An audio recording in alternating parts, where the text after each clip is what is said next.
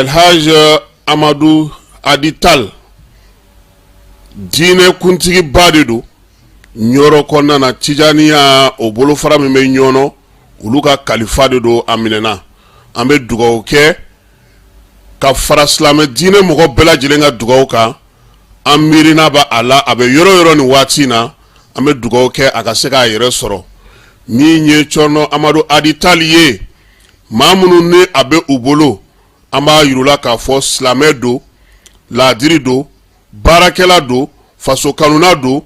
miiriya ɲuman ka bɔ Mali silamɛ bɛɛ lajɛlen yɔrɔ ka ɲɛsin a ma yaasa a ka bilali bɛ se ka nɔgɔya cogo min na a ka segin ka na a ka denbaya kɔnɔna na ka na an bɛɛ lajɛlen sɔrɔ o ye an ka laɲini ye an bɛ dugawu kɛ ka fara silamɛ diinɛ bolofara bɛɛ lajɛlen ka dugawu ka fala ye bɛɛ bɛ seli la bɛɛ bɛ bato la zawiyaw kɔnɔna na misiriw kɔnɔna na tarikatigiw bɛɛ lajɛlen wulilen do k'u jɔ bi an b'an ta fara u ta kan min ye an ka nin cɛkɔrɔba ɲuman ye min ye an ka nin kalifaba ye min ye an ka nin mukadamba ye a ɲuman bɛ se ka segin an ma cogo min na an b'o dugawu kɛ ka fara silamɛ ɲuman bɛɛ lajɛlen ka dugawu kan ala k'an tulo don kibaru ɲuman na.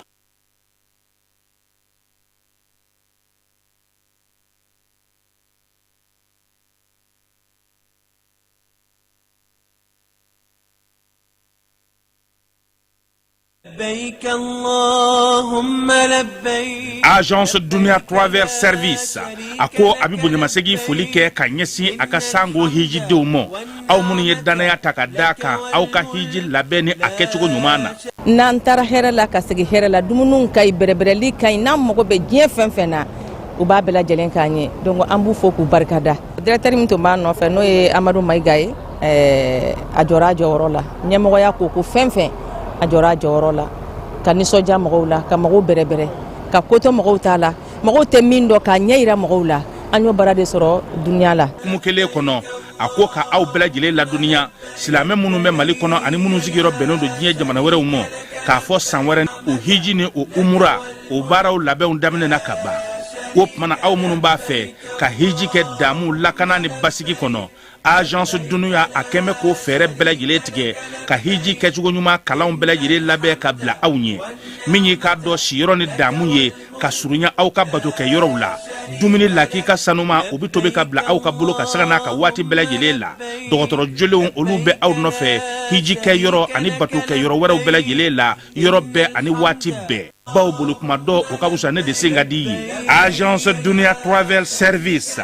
jɛɲɔgɔn kelen min bɛ aw ka hiji ni aw ka humura kɛ k'a ɲɛ ale de do o fana ni aw bɛɛ kunnafoni wɛrɛ ɲini a ye weleli kɛ 66 71 37 24 70 64 99 71 ni aw bɛɛ u ka yɔrɔ ɲini u filɛ nin hippodrome yɛrɛ la immeuble station Soma Yafula Kulukɔrɔ sira da la o fana min y'i k'a dɔn Agence Dunia Travel Service ye k'u bɛ dugawu kɛ hiji ni umura kɛcogo ɲuman a n'a musakaw ala k'a nɔgɔya silamɛ bɛɛ lajɛlen ye.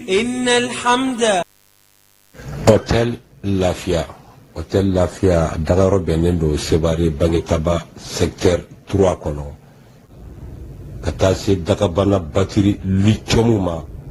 pour que ka se ka dususuma fara kiliyanw ka lafiya kan k'a t'a fɛ ka mɛn Hôtel Lafia kɔnɔ courant tigɛra tuguni an bɛ waati min na i ko bi Hôtel Lafia kɔnɔ 24/24 courant ko kɔni o tɛ kɛ maa nɛgɛla ye k'i kamana gannen don courant ko la jiginyɔrɔ ko la i senfa biribiri i ka Hôtel Lafia magɛn samuru dakabanaw ani a dilan dakabanaw ka taa se ventilo territoire a fɔ Hôtel Lafia i nana anw lafiyali kama alhamdulilahi anw lafiyara a y'aw senfa biribiri ka Hôtel Lafia magɛn Mali kɔnɔ Mali kɔ kan Europe i bi fɛ o fan fɛ k'i bɛ fɛ ka na Mopti k'i kamana gannen don ko kurantigɛ de Mopti n'i sera Hôtel Lafia la alhamdulilahi bi kurantigɛ kɔni o kuma banna k'i bɛ fɛ ka na Mopti k'i ka jama de ka ca a ka di ye aw bɛɛ ka sɔrɔ ɲɔgɔn kan yɔrɔ kelen pewu Hôtel Lafia hali n'aw ye maa 1000 sɔrɔ aw bɛɛ bɛ se ka jigin Hôtel Lafia kɔnɔ aw bɛ da ɲɔgɔn fɛ ka wuli ɲɔgɔn fɛ an bɛ fɛ ka formation de kɛ n ka jama ka ca salle de formation bi Hôtel Lafia kɔnɔ min bɛ maa 200 a n'a kunkan fɛn a y'aw senfa joona aw ka ka bɛn ni baaraw kɛcogo ɲuman sabatili ye. Société énergie du Mali ale bena mise à jour kɛ a ka compteur papier Isako bɛɛ lajɛlen na donna nataw la. Ni fɛrɛ kura min filɛ nin y'a dabɔkun ye ka se ka jigiya to ye ani baara kɛcogo ɲuman k'o sabati ani maa minnu bɛ baara kɛ kuran na olu ni ɲɔgɔn cɛ. Donc compteur baaraw bena kɛ ka bɛn ni octobre kalo tile 16 ye san 2024 b'a fɔ kɛɲɔgɔn bɛɛ lajɛlen ye a bena code 3 de sɔrɔ chiffre 20 na. Ta o ta n'o kɛra aw fɛ nka a tɛna kɛ kelen ye bilen. Nin baara in hukumu kɔnɔna la ka se k'a kɛ a ka ɲa code ninnu u bɛ da ɲɔgɔn kan cogo min na o de filɛ nin fɔlɔ i b'o don compteur bɛ sɔn o la i bɛ sɔrɔ ka filanan tugu o la compteur bɛ sɔn o la i bɛ sɔrɔ ka sabanan n'o y'a laban ye k'o tugu o la compteur bɛ sɔn o la. EDM SA ko b'o kɛ ɲɔgɔn bɛɛ lajɛlen na dɔnniya nin baara kura min filɛ nin ye sagon tɛ se ka kɛ a kunna baara hukumu kɔnɔna la. N'o y'a sɔrɔ kɔdi minnu salen don aw bolo n'a ma la baara fɔlɔ a y'u la baara ka compteur la yanni nin mise à jour cɛ. N'a ye gɛlɛya sɔrɔ walima n'a mɔgɔ bɛ kunnafoni dafalan na k'u b'a da u ka kɛɲɔgɔn bɛɛ lajɛlen kulo kan a y'an ka centre d'appel wele min ye 36 077 walima a ka taa an ka agence dɔ la kelen na.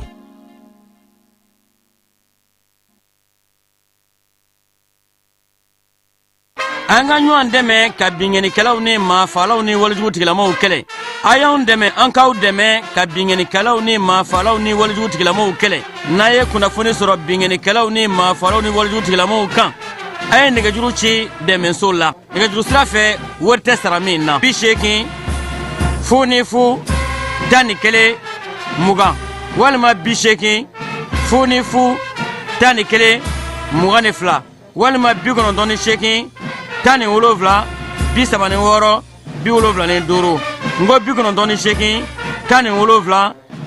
ngo 98 17 36 45.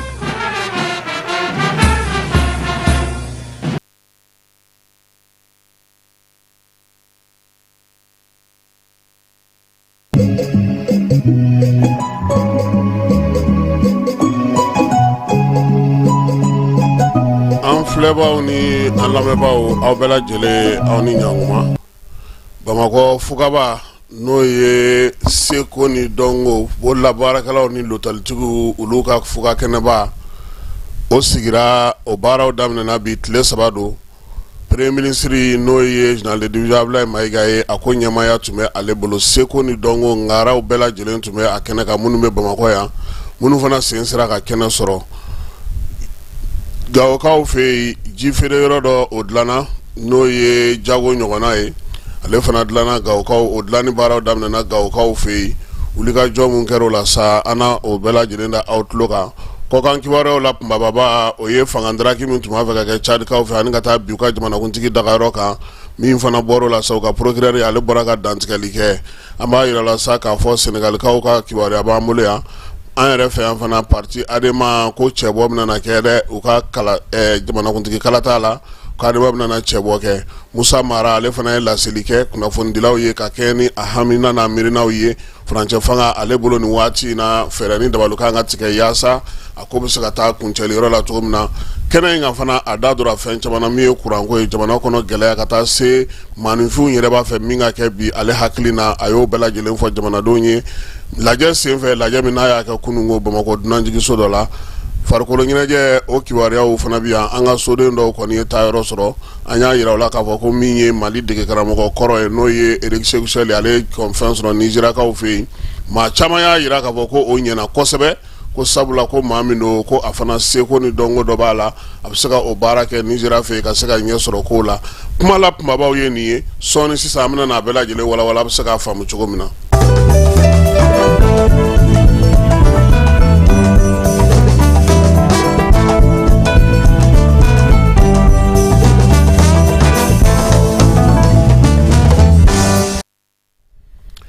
Seko ani dɔnko k'aw don bɛrɛla nin waati in na jamana ɲɛmaaw olu kɔni y'o kɛnɛ sigi ka kɛ ni jamanakuntigi Asimi n'ale général d'armée ale ka laɲinibaw laɲini minnu bɛ tali kɛ fana sigikafɔ min tun kɛra an ka jamana kɔnɔ n'o ye assise nationale ye ale fana ka laɲini don bolofara belebeleba minnu b'an bolo an ka jamana kɔnɔ ka se ka nin kura fiyɛ u la baara taabolo ka se ka kɛ maaw ka se ka nafa sɔrɔ seko ni dɔnko la o baaraw kurumo karili kɛra bi tile 3 don bi alamisa in na sa Bamako CICB ale kɔnɔna na min ye kɛnɛ kan sa ministre bɛ seko ni dɔnko bolola baara ko kunna sa ale kɔni ye ɲɛfɔli kɛ u y'a yira sa ka fɔ ko jɛkulu 12 o de bɛna sigi yaasa ka se ka baara kɛ tile 3 in kɔnɔna na sɛbɛn kɛrɛnkɛrɛnnen ka se ka bɔ jɛrɛ in yɛrɛ a ko bonya n'a makama kama sa u y'a tɔgɔ kɛ Bamako fugaba ye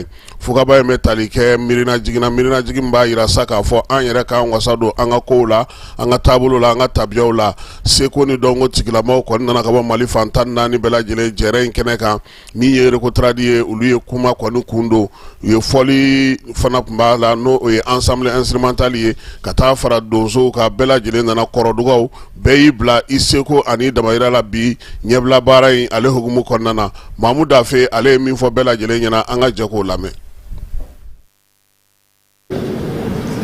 N bɛ Mali artiste baw fo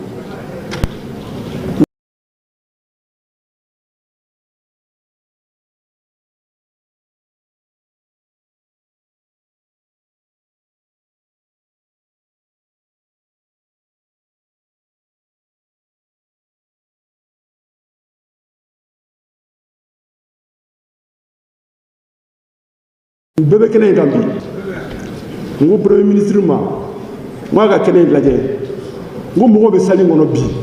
a bɛɛ ye art baarakɛla de ye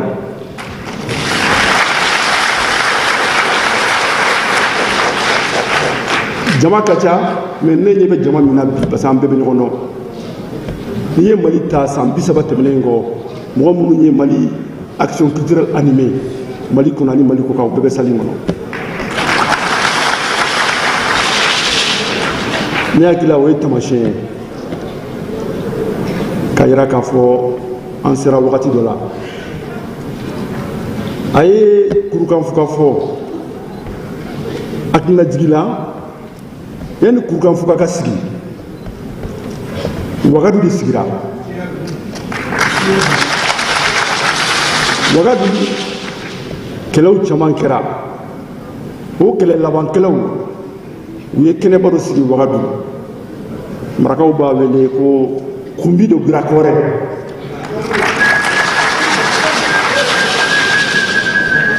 mɔgɔ t'a dɔn o de fɔlɔ la dɛ o de fɔlɔ ye sariya sunbaw sigi Wagadu pour que Wagadu bɛ se ka balo a don kusantegew tun bɛ yen wagew tun bɛ yen kagolow tun bɛ yen dafew tun bɛ yen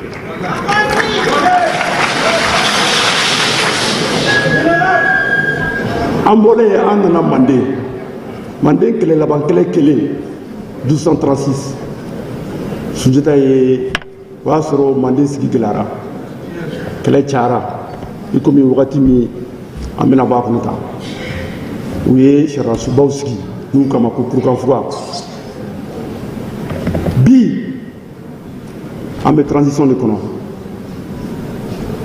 jamana ɲɛmɔgɔ ka bonya n'a ka vision kɔnɔ n'o ye général d'armée Assimi Goïta ye a ko ka seko ni dɔnko don ba la ko an ka kɛnɛ sigi non seulement a ye sa in ta ka d'a ma a kuma tɛ fɔ ka ban a foli tɛ fɔ ka ban parce que a y'a jira an ma deli ka kɛ histoire la dɛ président caman ye baara caman kɛ mais k'a fɔ ko seko ni dɔnko k'an danbe sigi a ma k'a fɔ an b'aw reconnaître parce que acteurs bɛɛ bɛ salle kɔnɔ an bɛɛ bɛ reconnaissance dɔrɔn de nɔfɛ o k'an dɔn k'a fɔ an bɛ jate k'a dɔn k'a fɔ baara bɛ daminɛ ni seko ni dɔnko de ye parce que n'i y'an mɛn ko culture o y'an joli de ye o y'an ka âme de ye yɔrɔ n'i magara mɔgɔ âme na i magara la dɛ mun kɛra jamana in kɔnɔ maga de kɛra an ka âme na hakililaw yɛlɛmana jɔnyaba kuma banna mais hakili jɔnya bɛ yen hali bi o bɛ kɛ cogo di parce que an hakili minɛna an dusukun minɛna maliyɛn tununa an ka duw tiɲɛna an ka denmisɛnninw tiɲɛna kɛlɛ ye kelen de ye dɛ kɛlɛ tɛ fila ye an ka duw de tiɲɛna an ka denmisɛnninw tiɲɛna an bɛnnen tɛ donc ni lasigi bi yani scientifique kana sigi ka baara kɛ an ko nin kɛnɛ in kan ka kɛ bɛn kɛnɛ de ye parce que anw bɛ bɛn de fɛ dɔ kɛra kɛlɛw la ne hakili la kɛlɛ laban kɛlɛw fana caman kɛra a ma mɛn ala y'an dɛmɛ n'an ka sɔrɔsiw ka cɛsiri ye mali kɛra an ta ye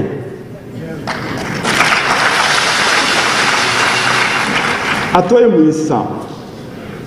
laadalamɔgɔw ka baara de tora a tɔ ye mun ye an ka sigi an ka bɛn hakilina kumabaw kan anw ye nin kɛnɛ in de wele an bɛna min sigi tile saba an ko wagadu bɔlen kurukanfuga bɔlen an ko bamako fugaba an hakili b'a la nin kɛnɛ in bɛ taa wuli hakilina kumabaw bɛna sɔrɔ a kɔnɔ min bɛna kɛ sababu ye san 10 in kɔnɔ ka bɛn sabati mali kɔnɔ ka sɔrɔsiriraw jiriwa parce que seko ni dɔnko mɔgɔw hakili la dɔnkilida ni fɛnw don fɛn caman b'a kɔnɔ a b'a to an bɛ ɲɔgɔn faamu an bɛ bɛn ko la mais a b'a to fana an ka artistes bɛ se ka développer kuma kelen fɔra jamana ɲɛmɔgɔ ka kuma la a ko ka mali talanw don ba la ne hakili la nin tile saba in na an bɛna baara kɛ pour que mali talanw bɛ se ka don ba la cogo min na pour que an bɛ se ka baara kɛ cogo min na an bɛ se ka bɔ an yɛrɛ la ka jɔ an yɛrɛ la parce que aujourd'hui an b'a fɔ tubabukan na que l'histoire est une perpétuité mais c'est le temps c'est le moment qui appartient à l'homme ce moment vous appartient les acteurs culturels ce moment vous appartient les griots les traditionnalistes. Dieu nous a donné ce moment, le président de la République nous a donné ce moment, alors essayons de le faire avec la plus grande ouverture. Aïwa, Minye Mamou Dafe, Aleka la seli tuyeni, la seli mi nobe talike, kena insigiku, ana kutugola, CNT kwanana jakulu kerengre franebe, seko ni dongo kalango, aleni Minye barakela ukakoye, o ɲɛmaya bɛ maa min bolo Magman Gabriel Konate ale fana ye laseli kɛ dayɛlɛli kɛnɛ kan ye bi ye don ye an ye don min laɲini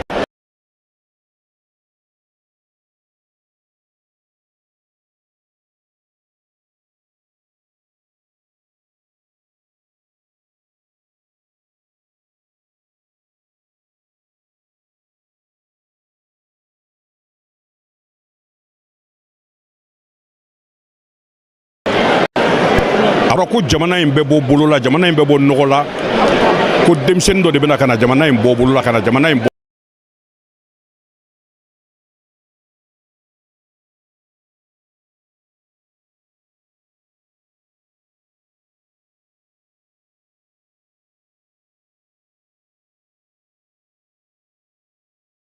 bɔ nɔgɔ la ka an ka sini ko o sinsin n'i ye jateminɛ kɛ o jateminɛ ye mun ye jamanakuntigi caman tɛmɛna jamanakuntigi caman min tɛmɛna anw bɛ jɛkulu min kunna ni o ye CNT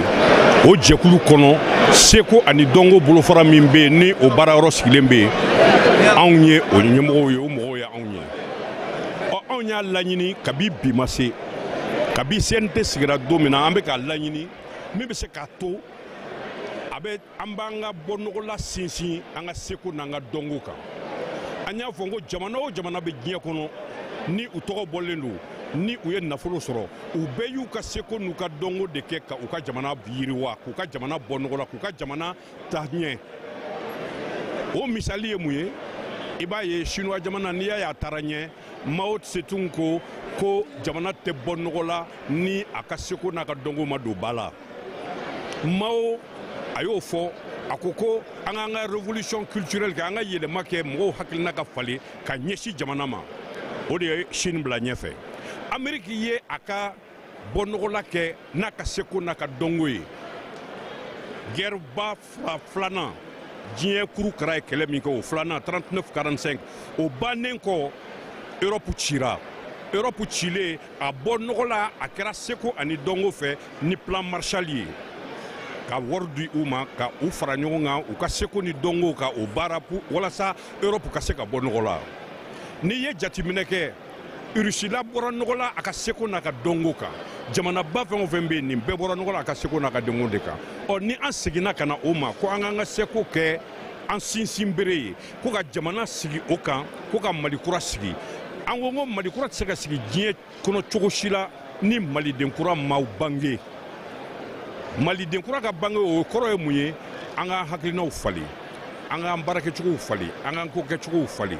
an k'a dɔn k'a fɔ ko Mali de bɛ fɛn bɛɛ ɲɛfɛ an k'a dɔn k'a fɔ ko ni Mali tɛ ko fosi tɛ an bolo seko ni dɔnko de bɛ se ka o kɛ min bɛ se k'a to Maliden kura bɛ bange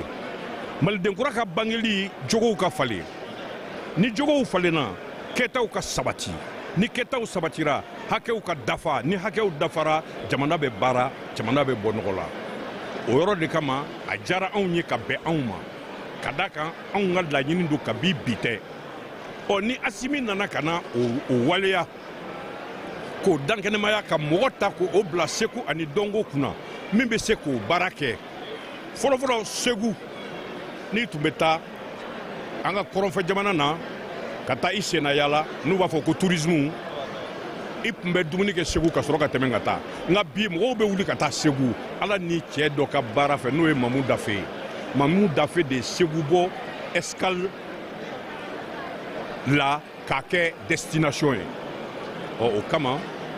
fɔ ka foli ani tanu di Asimi ma anw seko ni dɔnko tigilamɔgɔw anw sewalen don mɔgɔ mɔgɔ bɛ Mali ɲɛtaga fɛ mɔgɔ mɔgɔ bɛ Mali ɲɛtaga fɛ mɔgɔ mɔgɔ bɛ Mali ka bɔ nɔgɔla fɛ o bɛɛ sewalen bɛ nin ko in na ka san 2025 ko k'o kɛ seko ni dɔnko san ye ayiwa juru donna anw kan na juru min donna an kan na o ye mun ye anw ka baara jagoya anw ka jagoya baara kɛli o ye jagoya ye ka baara kɛ anw bolo o ye jagoya de seko ni dɔnko yiriwali sira fɛ ka da kan mɔgɔw tɛ ko dɔ faamu olu ɲɛna ko seko ni dɔnko ye dɔn ni tɛgɛrɛ de ye k'a sɔrɔ seko ni dɔnko adamadenya fɛn bɛɛ de bɛ seko ni dɔnko kɔnɔ lamara b'a la lamɔ b'a la ladon b'a la an ka dɔn ani tɛgɛrɛ so hali i bɛ dumuni min kɛ nin bɛɛ bɛ seko ani dɔnko kɔnɔ nka n'i ye seko ni dɔnko fɔ dɔrɔn mɔgɔw b'a fɔ ko dɔnkilida dɔnkɛ k'a sɔrɔ o tɛ seko ni dɔnko ye hali mɔgɔ i miiri cogo nin bɛɛ bɛ seko ni dɔnko kɔnɔ. ayiwa Magma Gabriel a ye laseli min kɛ o tun ye nin ye sisan an bɛ taa seko ni dɔnko tɔw fana maa minnu bɛ yen n'o ye artiste baw ye Ablaye Jabate Salif Keita ka taa se Cheikh Tidiane Seck ma Sista Mam an bɛ taa olu fana lajɛ Keba Jalo ale ka kuma bara la. mais anw ta de don a dira an ma n'a fɔra anw artiste dɔnkilidalaw ni fɔlikɛlaw dɔrɔn ko tɛ fɛn o fɛn ye culture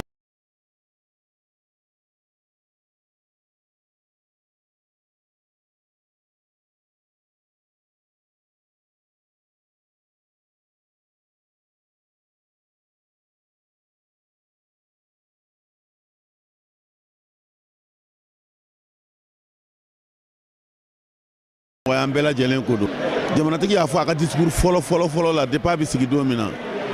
a ko ale ye jeune ye n'ale échouera ko na Mali jeunesse bɛɛ échouera de bon a fɛn dun na denmisɛnko t'a la maakɔrɔba t'a la an bɛɛ lajɛlen jɛ de don nin ye fɛn ye a kɔrɔ tɛ ko an ka taa sigi k'an bolo d'an sen kan ko a dira an ma dɛ san kelen ye kalo 12 de ye minnu y'a d'an ma an kana t'u ka malo dɛ a dira an fana ma an fana kana malo donc an k'an jija an k'an cɛsiri an seko ye min ye an k'a jira k'a fɔ an bɛ se ko la o b'a to dɔwɛrɛ bɛ d'an ma o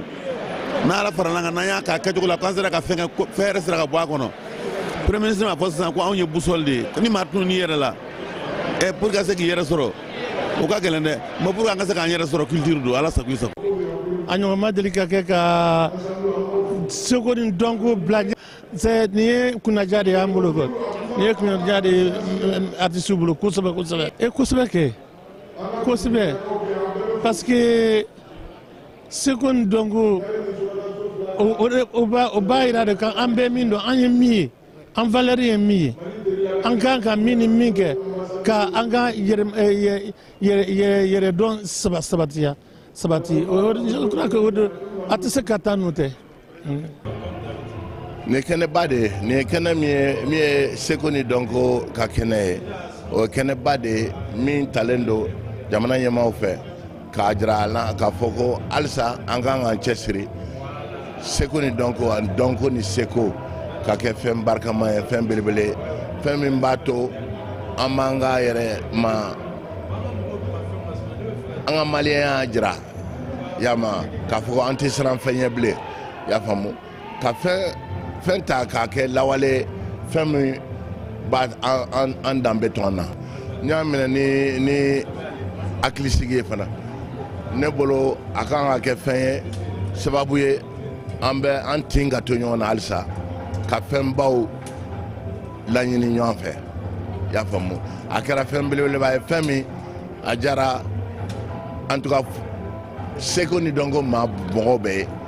ani maliyɛn yɛrɛ bɛɛ ne bɛna fɔ y'a faamu parce que an danbe bɛ jira an na k'a fɔ nin anw ye maliyɛn nin ye n'an sera an ka Seko ni Dɔnko talen a y'an ka cogo la k'a fɔ ko ayiwa nin de anw danbe ye y'a faamu nin de a kɛnɛ de ye nin ye an ka fɛn kɛ fɛn min bɛ kɛ jamana nafamafɛn ye y'a faamu a kɛ tɛ k'a fɔ ko kuma na ten dɔrɔn ayiwa san dira anw ma an b'an sigi ayiwa bɔn y'a ye a kɛra an ka san don n'a kɔnɔna fɛnw an y'an jija o la ka barika don ko kɛtaw la min bɛ na ale yɛrɛ o ye museli de ye ale de ye museli ale de ye siman fana ye i y'a faamu Seko ni Dɔnko kɔni yama i bɛ to ɲɛnajɛ la ka fɛn caman labali i y'a faamu ayiwa mɛ waati min ka surun bi Mali Seko ni Dɔnko bɛɛ lajɛlen nisɔndiyalen don ka d'a kan an ka jamana ɲɛmɔgɔ ye a décrété k'a fɔ ko ɲinan san 2025 ko bɛ kɛ Seko ni Dɔnko san ye o diyara n ye bari mɔgɔw tɛna artistes ye tuguni i n'a fɔ kulonkɛlikɛlaw ani ka mɔgɔw nisɔndiya a na dɔn k'a fɔ ko culture jɔyɔrɔ ye min ye jamana kɔnɔna na a na dɔn k'a fɔ ko Seko ni Dɔnko jɔyɔrɔ ye min ye bari n'i y'a jateminɛ denmisɛnninw ka kalanko b'a kɔnɔna na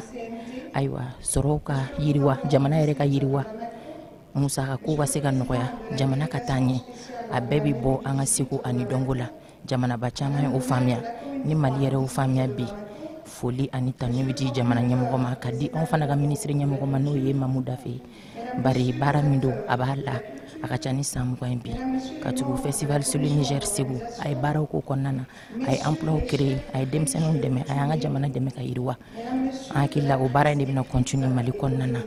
donc nin baara ninnu bɛna taa kuncɛ tile 3 kɔnɔna na an b'a dɔn document bɛna bɔ min bɛna Mali bilasira min bɛna an ka culture bilasira kosɛbɛ. Ka yamara kɔnɔ n bɛ dakuru ɲɛfɔ dɔ fɔ bamanankan na ka kan an ka jamana ɲɛmɔgɔ général d'armée Asimi Goyita k'a ka foli bila aw bɛɛ lajɛlen na an bɛ dugawu kɛ nin kɛnɛ min sigira Ala k'a kɛ kɛnɛ hɛrɛma ye a dabɔra kun min kama Ala ka an ka laɲiniw bɛɛ sabati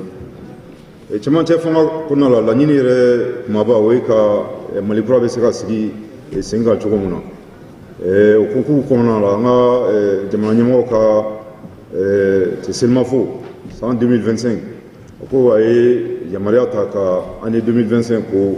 dédié culture la je crois que ministre de la culture da magara la kosɛbɛ ani mɔgɔ minnu cɛ tɛmɛra ɲɛ je crois que an ka bamanankan na an yɛrɛ b'a fɔ ko sudɔn yiridɔn yɛrɛdɔn ni ɲɔgɔn tɛ je crois que ni culture fila dira a ka gɛlɛn i ka se k'i yɛrɛ ye an bɛ Mali kura mun ɲini na a tɛ taa culture kɔ je crois que an bɛ ka problème fɛn fɛn gérer la bi caman bɛ yen parce que vraiment an ka tabiyaw olu tilara n na kosɛbɛ donc kɛnɛ mun sigira sen kan vraiment an b'a ɲini cɛ jama fɛ k'an bɛ se ka bɔ ni gɛlɛya kɔnɔna la cogo min na vraiment o miirina je crois que o de ye états généraux yɛrɛ objectif dɔw ye cɛ sirasiya la an ka instructeur bɛ salle kɔnɔ le ministre de la sécurité le général Daoud je crois que baarakɛminɛn dɔ sɔrɔ sugu la n'an b'o wele ko boussole que ni mun bɛ kɔrɔn ni tile bin a bɛ se k'o yir'i la mais diɲɛlatigɛ kɔnɔ n'i tununi yɛrɛ la je crois que yeli ka gɛlɛn kosɛbɛ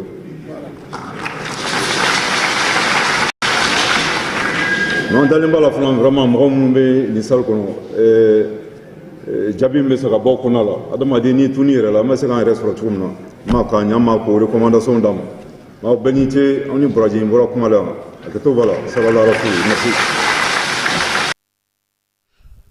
Premier ministre Ablaye Maiga ni kun y'ale kumakan ye. Premier ministre min y'a yira sa k'a fɔ ko u kɔni sigilen don ka seko ni dɔnko maaw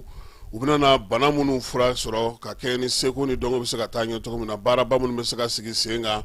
dunanjigiso kow la bolola baarakɛlaw ka kow la ko olu kɔni ɲininen n'u fɛ tile 3 in kɔnɔna na jamana bɛɛ kɔni bɛna na i sigi sa ka se k'a lajɛ min ye Mali ye a bɛna na taabolo kura min ta ka se ka baara kɛ. Premier ministre y'a yira fana k'a fɔ ko jamanaden bɛɛ lajɛlen ka danaya b'u kan k'a sababu kɛ maa minnu bɛ yen n'olu ye maa mafalenbaw ye olu bɛ kɛnɛ in kan ye ko in u b'a ɲɛdɔn u sigilen don sa ka jaabi kɔnɔ jaabi min na to seko ni dɔnko ale bɛna na se ka ni kura fiyɛ an ka yiriwali o siraw la Ablaye Maiga ale ye o naɲini k'u fɛ baaraw olu kɔni bɛna na daminɛ. Bɛrɛbɛrɛlitɔ Adama ale tun ye a ka jɛrɛ belebeleba kɛ Kulukorokaw fɛ décembre kalo tɛmɛnen tile 28 o jɛrɛ kuncɛli senfɛ sa Adama maaw y'a yira k'a fɔ k'u bɛna cɛbɔ kɛ kalata nata in na jamanakuntigi kalata Adama y'a yira k'a fɔ k'a bɛna cɛbɔ kɛ cɛbɔ min bɛna to sa u bɛ se ka u ta a n'u bila dɔn ko ninnu bɛɛ lajɛlen na sabula parti ale tɔndenw a kanubaw n'a lafasabaw bɛɛ lajɛlen tun bɛ Kulukorow ka conférence nationale in kɛnɛ kan dɛmɛjɛkuluw fana ka taa se parti wɛrɛ mɔgɔw ma olu bɛɛ lajɛlen nana ko Adama ka kɛ kalamɛnɛ ye yaasa Mali démocratie ale bɛ se ka bɔ dingɛ ni gɛlɛya ninnu kɔnɔna nin waati in na walasa u ka tɔndenw minnu nana u ka conférence nationale ta ko 20 in na Kulukorokaw fɛ yen u y'a ɲini tɔn fɛ sa a ka cɛbɔ zen min bɛna na se ka kɛ u ka ɲɛjɔyɔrɔ ye kalata n'o ye jamanakuntigi kalata nata in na Musa Mara ale fana ni kunnafonidilaw ye ɲɔgɔn sɔrɔ kunungo ɲɛfɔli la ɲɛfɔli min bɛ tali kɛ a ka faamuya cogo kan ka kɛ ni furancɛla fanga ale bɛ sira min kan bi Musa Mara y'a yira sa k'a fɔ ko yɛlɛma kan ka kɛ kow la min ye furancɛla fanga ye ko dɛmɛ ka don a ma a bɛ se ka ban cogo min a y'a yira sa fana ko kuranko fana taa nasira la fɛɛrɛ ni dabaliw kan ka sɔrɔ min ye sanu ye o bɛ se ka sɔrɔ cogo min na an ka jamana kɔnɔ jɛlenya ni tilennenya la ko ka o baaraw sigi sen kan ko sabula bi jamana ale yɛrɛ kɔni ka fɛla la sa falen kan ka don baaraw kɛcogo bɛɛ lajɛlen na ka kɛɲɛ ni kunnafonidi ninnu ye fana a y'a yira fana k'a fɔ ko furancɛla fanga fana ye fɛn caman kɛ fɛn minnu bɛ yen bi ni ji bɛ se ka da o sɛnɛ kan o ye wolomasiri tabaw ka wulikajɔ n'u ka sew ye basigi nali yɔrɔ dɔw la ani ka jamanadenw ɲɛji cɛ fɛn caman na juraw olu tun bɛ kule la waati in na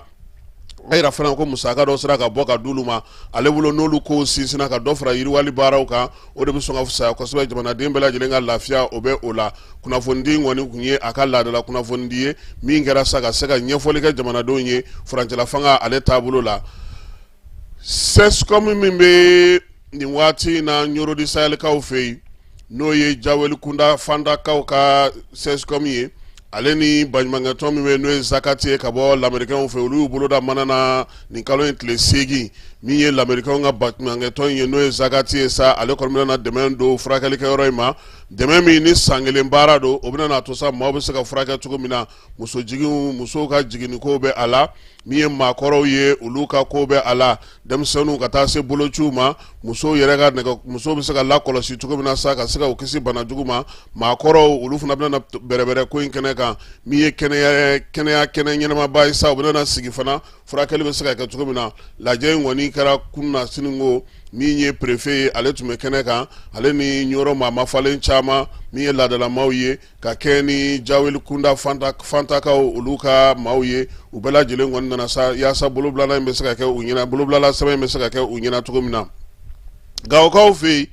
Koyima SA ni ale ye cakɛda min sigilen don ka se ka yiriwali baaraw kɛ min ye usine belebeleba sa ale taar'o dayɛlɛ ye ji a bɛ fɔ ma sa ko Koyima Haro o ji kɔni dayɛlɛla Gawokaw fɛ yen jago don min ye ji ye sa n'a bɛ mana kɔnɔ ji sanuma ji ɲɛnɛma ji min ni Gawokaw bɛ se k'a sɔrɔ baara in kɛbaa n'o ye Koyima SA maaw ye u ko nin bɛna n'a to fana Gawo fana yiriwali bɛ se ka sigi sen kan cogo min na maaw na ji sanuman sɔrɔ Gawo yɛrɛ kana se ka s'a yɛrɛ kɔrɔ ka se ka baarabaw fana sigi sen kan yiriwali ko ta nasira fɛ san furancɛw ni ɲɔgɔn cɛ san labanw fana na san bɛɛ lajɛlen b'a dɔn k'a fɔ ko samefoli o bɛ kɛ Colonel Assa Bajalo ale kɔni ye samefoli kɛ laadala a ka baarakɛyɔrɔ la n'o ye kɛnɛya minisiriso ye baarakɛlaw bɛɛ lajɛlen nana ɲɛmaaba minnu bɛ yen n'olu bɛ baara kɛ ale ka yamaruya kɔnɔna na olu bɛɛ lajɛlen nana dɔgɔtɔrɔsotigiw ka taa fara furakɛli yɔrɔw kan sa ka taa fara min ye cakɛda belebeleba minnu bɛ yen i n'a fɔ Kanamu ni CMSS ni INPS olu bɛɛ lajɛlen ɲɛmaaw tun bɛ kɛnɛ kan san kɔni u y'a kimɛli kumaw kɛ baaraba minnu bɛ se ka boloda san wɛrɛ fɛ laɲini minnu kɛra sa o ye ka dɔ fara halisa sew kan baaraw bɛ se cogo min na ka kɛ ka ɲɛ min ye kɛnɛya ale bankun kan kɔkan kibaruyaw la sa senegalikaw fɛ yen o senegali sɔrɔ ko dɔ farala kan sɔrɔ in san laban in na sa kalo saba laban in na san 2024 k'u ka sɔrɔ k'a kɛra gejegeje wulili ni cɛsiri ni baara min sera ka kɛ o kɔnɔna na sa u ka calatigɛ jɛkulu min bɛ yen n'o sigilen don sɔrɔko kunna ani adamadenw damadɔni la sa olu y'a jira k'a fɔ nin waati laban in na min ye kɛmɛ sarada kɔnɔna kɔni sɔrɔ kɔni yɛrɛ wulikajɔ barika bonyana kosɛbɛ wolofaw fɛ yen o la sa u ye sɛbɛn minnu bɔ u ko k'a bɛ se ka sanga san 2023 ale jaabi minnu sɔrɔla k'a ni olu de bɛ tali kɛ ɲɔgɔn na halisa wolofaw fɛ yen min ye den min kɔni n'a jenina dɔgɔtɔrɔso kɔnɔna na o kiiriko kuma k'o bɛ sen na dakarikaw ka tribunal min bɛ yen n'o sigilen don maaw la tilenni kama sa o y'a yira sa k'a fɔ ko sɛbɛn in kɔni a b'u bolo kiiri maa min y'a to denɲɛrɛnin kɔni jenina wa ko a na taa ko ɲɛɲini k'a sɛgɛsɛgɛ yan'a ka kiiri tigɛ a kɔni ye baara in bɛɛ lajɛlen bila sa ko avril kalo tile 14 ɲɛfɔli na kɛ a ko la cadikaw fɛ yen maa dɔw taara bin kunun ko olu ka jamanakuntigi dagayɔrɔ kan kibaruya fɔlɔw la bɛɛ lajɛlen tun y'a yira sa k'a fɔ ko boko haram maaw don nka min ye u ka procureur ye ale bɔra ka dantigɛli kɛ ka ɲɛfɔli kɛ bɛɛ lajɛlen ye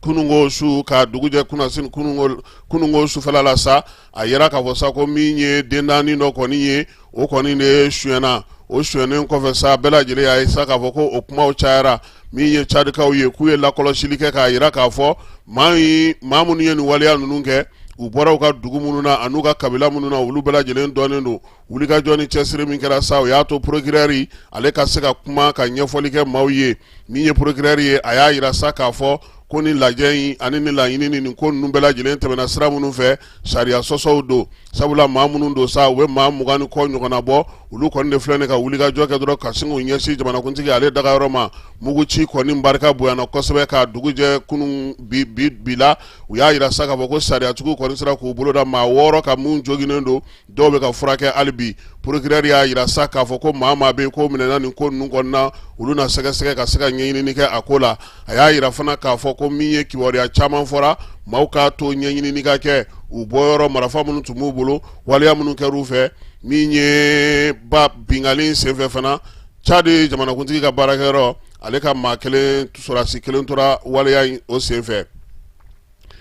Sudankaw fɛ yen Joe Biden ale y'a yira k'a fɔ sa ko jɛkulu marafatigi dɔw bɛ Sudan bi olu bɛ ka wulikajɔ kɛ ka se ka maaw u bɛ ka maaw faa cogo u bɛ ka maaw faa ten san tɛmɛnen na sa k'u ka kow kɔni kɛra damatɛmɛ ye a y'a yira sa k'a fɔ ko fo fɛɛrɛ ka tigɛ min ye ɲanginika ta ka ɲɛsin ninnu ma sabula k'u bɛ ka faali min kɛ ko faali damatɛmɛnen don kojugu fo ka se a dan na RD Congo kaw fɛ yen u ka dugu min bɛ yen n'o ye Bukavu ye ni ale yɛrɛ u ka jamana ale marabolo min bɛ worodugu yan fan fɛ n'o ye Kivu ye o faaba ye bi na ko maaw kɔni kɛlen don ka bɔ ka dugu bila ye pewu koyi sabula min ye marafacikan ye o tɛ ka da ye dugudenw yɛrɛ bɔra sa ka kaarew ni bɔlɔnw bɛɛ lajɛlen minɛ basigi ni lafiya k'o ɲinini baaraw k'olu bolofa u y'a yira sa k'a fɔ ko nin waleya minnu filɛ senna nin ye fɛɛrɛ ka tigɛ u bɛ se ka lafiya cogo min ka baara kɛ n'o tɛ n'i tora i ka so wa mugukisɛ kɔni b'i sɔrɔ ye a b'i faa fu Faransikaw fɛ yen maa bayirika de bɔra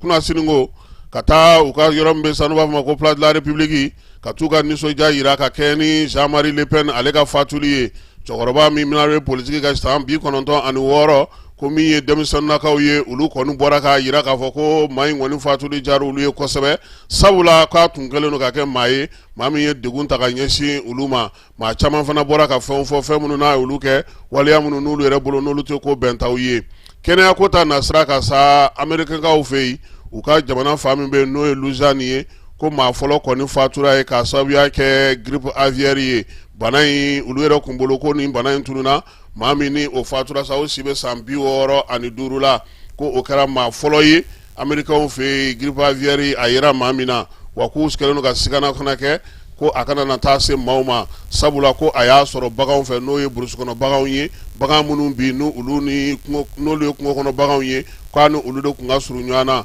Amerikɛnw kɔni kɛlen don ka fɛɛrɛ tigɛ sa yaasa bana in a kana taa yɔrɔ jan na ka taa se maa wɛrɛw ma ninnu ye kibaruyaw ye an ye minnu sɔrɔ ka da outlo kan ka bɛn ni nin waati in ye n'Ala sɔnna a ma su in na an y'a fɔ aw ɲɛna cogo min na sa débat ale bɛna kɛ Mali dugu jukɔrɔ nafaw olu bɛna kɛ cogo di an ka jamana kɔnɔ Jibril Jalo ale expert géologue minier ale weleleno dugukolo nafa o ɲɛmaa ye ale ye Adi Sidibe jɛkulu min bɛ n'o bɛ comptoir minnu bɛ raffinerie ni sanuko k'an ka jamana kɔnɔ n'o ye ICROM ye o ɲɛmaa danga ye ale ye baro sigi in kɛnɛ kan fana da bɛ se ka don kuma minnu na fana Mali ni bariki ka ko a ko bɛ cogo di lithium de gulamina o ko bɛ cogo di chambre de mine cilen kɛlɛ minnu b'an ka togodaw n'an ka kɛrɛfɛ duguw la bi ka sababuya kɛ sanu minnu bɛ chinois bolo olu bɛɛ lajɛlen kuma bɛna na fɔ babu in a bɛna kɛ bamanankan na n'Ala sɔnna a ma Falaye Keyita ni Keba Jalo olu nana o fana fili bɔlɔlɔ fɛ comme o bɔra sa ka nin kɛ cogo min na